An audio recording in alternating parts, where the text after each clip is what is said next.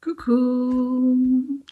Alors aujourd'hui, je vais faire un tirage, enfin, il est déjà fait en vérité, sur cette rentrée, sur ce dernier quart d'année 2024 qui est très important.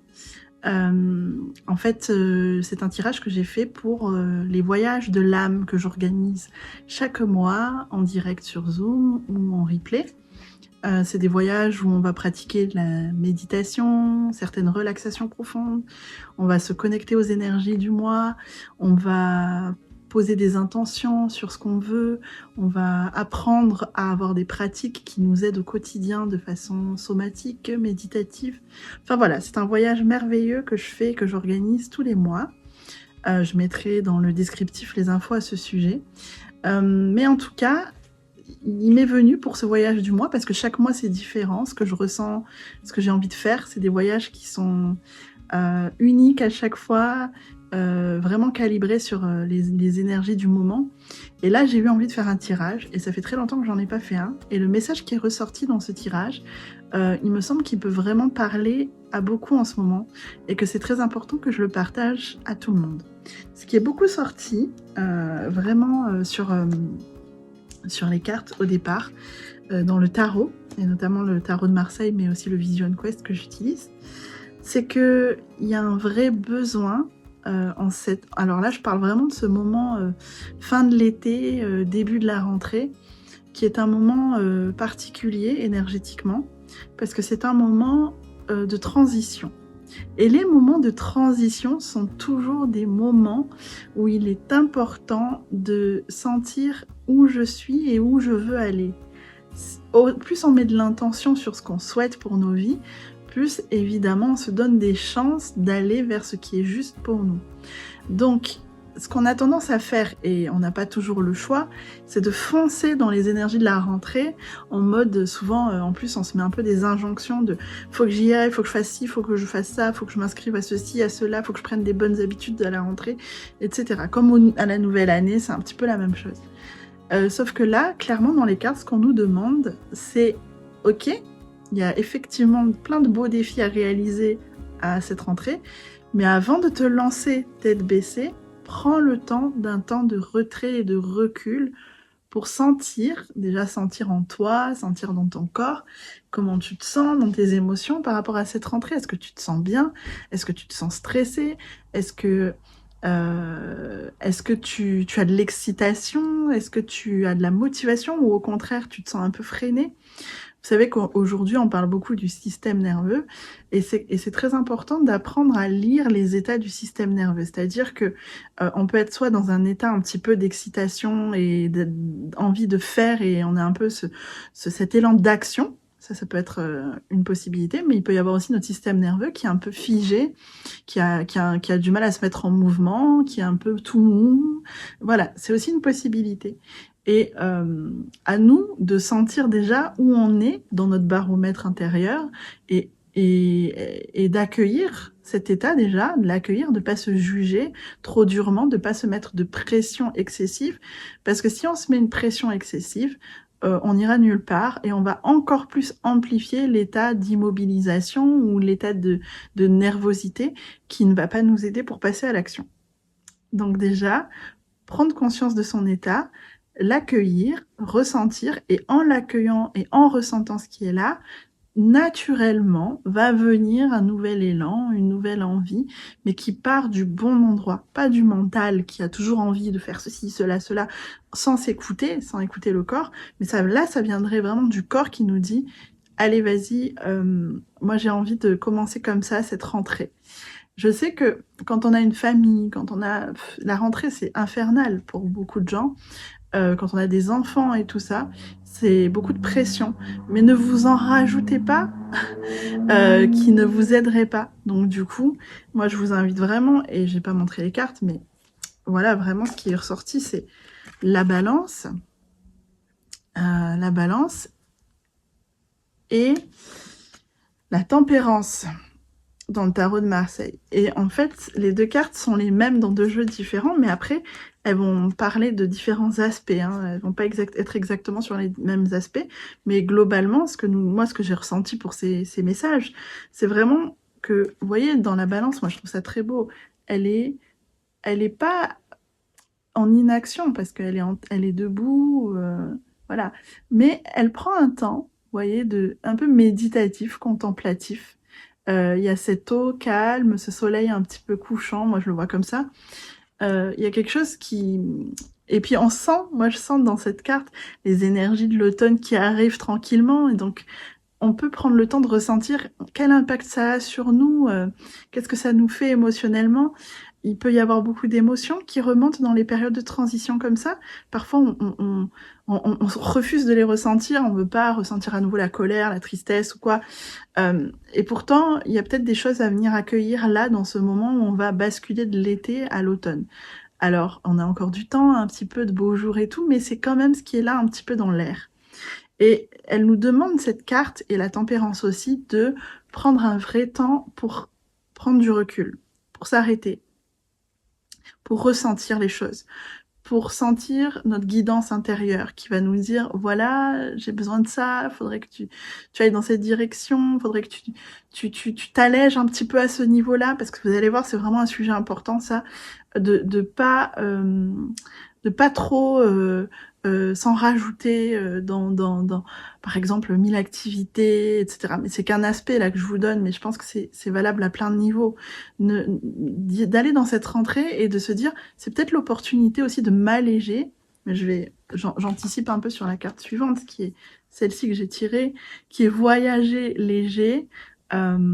Simplifiez-vous votre vie. Simplifie-toi ta vie. Je pense que c'est assez parlant quand même. C'est vraiment et c'est pas parce que tu rentres dans cette énergie de rentrée que tu dois t'en rajouter des tonnes sur les épaules en fait. Tu peux aussi choisir de prendre ce recul, comme je disais, un petit temps de recul pour décider qu'est-ce que j'ai envie de continuer là dans les 4 mois, les mois à venir et même les autres mois à venir. Est-ce qu'il y a des choses que j'ai dans mon fonctionnement, dans mon comportement, dans mes activités, dans mes loisirs, dans mes passions, dans mes relations, à tous les niveaux? Est-ce qu'il y a des choses que j'ai besoin d'aller apurer, d'aller simplifier, d'enlever, parce que finalement ça me botte plus, ça me donne plus envie, ça me prend trop de temps, ça me met trop de pression? J'ai le droit de faire un état des lieux de tout ça et de dire là, je vais faire autrement pour m'alléger la vie, pour reprendre du plaisir aussi. Je peux aussi me dire que là, j'ai fonctionné comme ça pendant des années, et il y a un truc, je me dis, bah non, là, je peux plus, en fait. Ou à chaque rentrée, je m'inscris à ce truc, mais en vrai, j'en ai plus envie. Vraiment, autorisez-vous à actualiser ce qui vous fait envie, ce qui vous donne envie. Et puis on a ce pendu qui est comme la tempérance qui nous invite aussi à un temps de pause. C'est pas l'action précipitée, ça serait pas bon. Je l'ai mis à l'envers, le pendu. C'est pas l'action où on se précipite. C'est vraiment, je prends le temps de laisser mûrir les choses aussi. Le pendu, c'est un peu ça aussi. Il y a des choses qui sont là, derrière, qui sont en train de germer. Elles sont pas encore tout à fait là. J'accepte aussi, c'est lâcher prise, le pendu. Je vais pas forcer les choses parce qu'elles sont pas encore tout à fait prêtes. Et j'accepte qu'elles sont en train de mûrir. Et pendant ce temps où ça mature, je vais pas m'exciter ou me stresser ou paniquer. Je vais être dans une patience zen, où j'ai confiance. La patience, la meilleure des patiences, c'est celle où on a confiance que les choses vont se mettre en place naturellement. D'ailleurs, il y avait une carte d'un autre jeu qui était le process, qui vient vraiment nous dire, voilà, il y a un processus en cours, il est en train de s'écrire, le chemin est en train de s'écrire, et ça se fait en fait, ça se met en place naturellement, il n'y a pas à forcer. Plus tu forces, plus tu te coupes du flot qui va t'amener à ta destination naturellement. Et ça, c'est ce qu'on fait beaucoup. Il y a une espèce il y a une voie royale pour nous, et nous, on est tellement stressé, tellement on veut contrôler les choses, on veut que ce soit comme ci, comme ça, qu'on se coupe de cette voie royale pour nous, et on se perd dans des chemins de traverse, si vous voyez ce que je veux dire. Voilà en gros cette tempérance aussi qui nous dit tu es protégé, tu es guidé, fais attention à ce que tu ressens dans ton cœur, dans ta guidance intérieure. Il y avait aussi la lune qui était présente, et la lune combinée avec, je sais plus quelle carte, bref, qui nous dit vraiment, oui, si c'est ça. Moi, je faisais le lien aussi avec l'histoire du voyage léger, la lune et le voyage léger. C'est aussi allège-toi de ces émotions qui peut-être te pèsent, et peut-être certaines depuis un moment. Et s'alléger d'une émotion, ça peut être la transformer en faisant quelque chose qui fasse switcher l'émotion, mais ça peut être aussi comme je disais tout à l'heure, de prendre un temps pour accueillir et ressentir ce qui est là et ne pas fuir, même si c'est inconfortable, parce que c'est ça qui va nous permettre d'aller vers le pas suivant. D'ailleurs, sur la carte du voyage léger, c'est intéressant parce qu'on voit qu'il prend un chemin et il y a écrit un petit panneau qui dit c'est par là, quoi, this way. Et ça rejoint un petit peu le process où on a un chemin qui se dessine. Donc pour moi, ce dernier quart d'année, parce que moi je mets vraiment une attention sur ces 4 derniers mois, je sais pas, je sens ils vont ensemble un peu. Septembre, octobre, novembre, décembre, c'est un peu la dernière ligne droite de l'année 2024. Et je pense qu'il y a beaucoup de choses qui vont maturer, qui vont arriver à éclosion, mais ça, je pense que c'est encore un autre sujet des énergies de septembre. Mais il y a vraiment, puisqu'on est en septembre, je peux en parler en vrai. Donc, septembre, c'est un petit peu aussi la récolte. Et la récolte de tout ce qu'on a semé. Et moi, je sens que là, ce dernier quart d'année, on va commencer à sentir ah ouais, mais tout ce que j'ai travaillé là, les 6 premiers mois, et moi je peux vous dire que j'en ai vu, tout ce que j'ai travaillé les 6 premiers mois, ben là je vais commencer à pouvoir en récolter les fruits, ressentir en quoi ça m'a transformé, et qu'est-ce que je veux en faire de ça, qu'est-ce que je veux donner, offrir au monde à partir de ce que j'ai traversé. C'est un moment, je ressens vraiment que ce dernier quart d'année, il est super important. Et c'est important de sentir, de prendre le temps aussi. C'est pourquoi il faut prendre ce recul dont je parle depuis tout à l'heure, pour sentir où est-ce qu'on veut aller ce dernier quart d'année. Qu'est-ce qu'on veut accomplir? Qu'est-ce qu'on veut ressentir? Qu'est-ce qu'on a envie d'être, d'incarner? On n'est pas obligé d'être dans le faire et l'accomplissement, hein, mais vraiment de sentir, ah mais c'est ça que j'ai envie de ressentir plus, de vivre plus en cette fin d'année. Voilà, en gros. Et est-ce que j'ai autre chose que je veux vous dire? Oui, dernière chose qui est sortie, ce sont ces 2 cartes, croyances limitantes et tu es assez. C'est vraiment intéressant parce que, voilà, limiting belief, you are enough. C'est vraiment intéressant parce que, finalement, elles vont bien ensemble les deux. Tu es assez.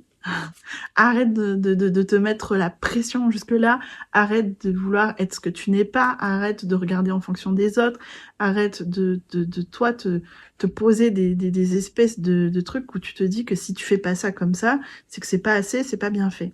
Tu es assez, c'est aussi tu as assez en toi déjà, de compétences, de connaissances. Arrête de vouloir tout le temps en rajouter, en te formant 1000 fois. C'est pas que c'est pas bien de continuer à se former, mais je veux dire, des fois, faut aussi se dire, ok, j'ai déjà assez pour faire déjà des choses et j'ai déjà beaucoup à donner et en fait, à quel moment je m'autorise vraiment à y aller, quoi.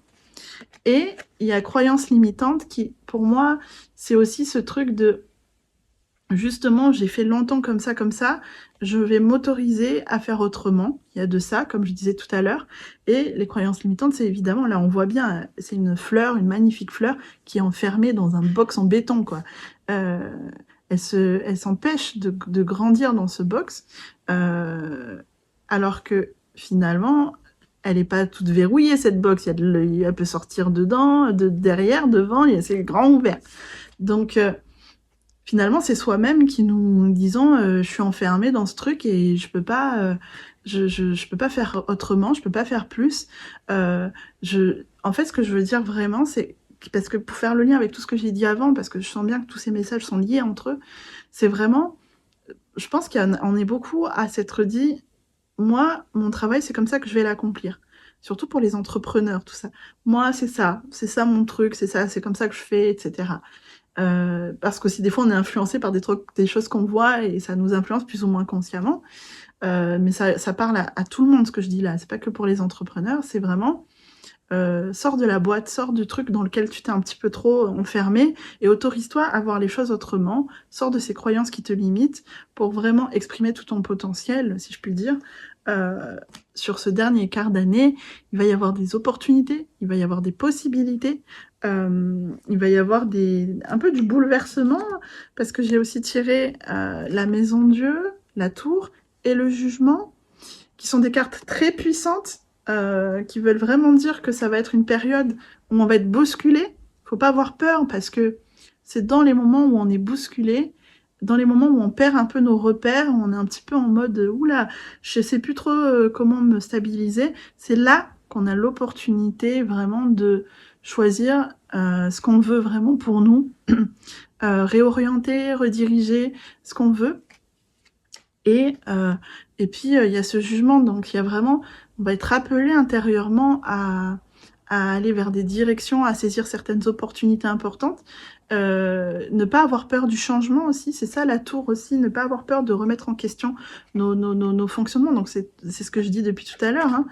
Et il y a un côté très spirituel dans le jugement aussi, c'est vraiment je suis appelée, quoi. Il y a quelque chose qui m'appelle intérieurement très fort pour évoluer, pour grandir, et il faut que je réponde à cet appel, faut pas que je le fuis. Et le jugement aussi, de façon très basique, peut vraiment rejoindre les croyances limitantes et you are enough, parce que c'est vraiment le jugement envers soi. Arrêter d'être si dur envers soi, arrêter de s'auto-torturer et être beaucoup plus doux pour aller dans sa direction. On peut aussi le faire avec beaucoup de bienveillance envers nous-mêmes, d'aller choisir notre voie. Voilà, en gros, ce que je voulais dire sur les énergies. J'avais trop envie de faire ça fait longtemps que je le fais pas. C'est l'occasion aussi pour moi de relancer un petit peu cette chaîne YouTube, ce que je veux faire aussi depuis un moment. Si vous me connaissez pas, moi je fais ça à la fin au lieu de le faire avant, mais je suis thérapeute, je suis coach, je travaille beaucoup sur des pratiques somatiques profondes pour libérer les émotions, libérer les stagnations. J'aide beaucoup de personnes qui ont été ou qui sont encore dans des situations de burn-out, parfois de dépression, qui ont besoin de retrouver le sens de leur vie, le goût de la vie. J'aide beaucoup les gens depuis des années aussi à s'aligner sur leur mission de cœur, mission d'âme. Là, je le fais avec le coaching. J'ai pas mal d'outils différents. Mais entre autres aussi, j'aime tirer les cartes, ressentir la guidance du moment, me connecter aux énergies du moment. Et ça, c'est aussi quelque chose qu'on fait beaucoup dans les voyages de l'âme, que je fais tous les mois à petit prix. Et pour finir, vous dire aussi que en organisant en octobre une retraite dans un lieu exceptionnel, l'Érabling, un lieu sacré. On a l'impression d'être au Népal, mais c'est dans l'Hérault, dans les hauteurs au-dessus de Montpellier. C'est une retraite qu'on a déjà fait l'an dernier, qui est juste exceptionnelle. C'était magnifique, et du coup on a la chance de pouvoir amener un deuxième groupe cette année. La retraite se remplit déjà très bien, on vient seulement de lancer la com officiellement. Je vais mettre les infos dans la description si vous voulez voir tout simplement. Vraiment, c'est une expérience à vivre si vous avez besoin de vous reconnecter à vous, justement, le truc de se retirer, de prendre le temps de prendre ce recul pour aller dans la bonne direction ensuite. Je pense qu'on en a tous besoin à un moment de notre vie, et tout ça dans un groupe hyper bienveillant et dans lequel on se sent mais aimé comme jamais. Voilà, je peux pas le dire mieux. Je vous embrasse et n'hésitez pas si vous avez des questions ou à me faire part de vos commentaires sur les énergies que je viens de partager. À bientôt!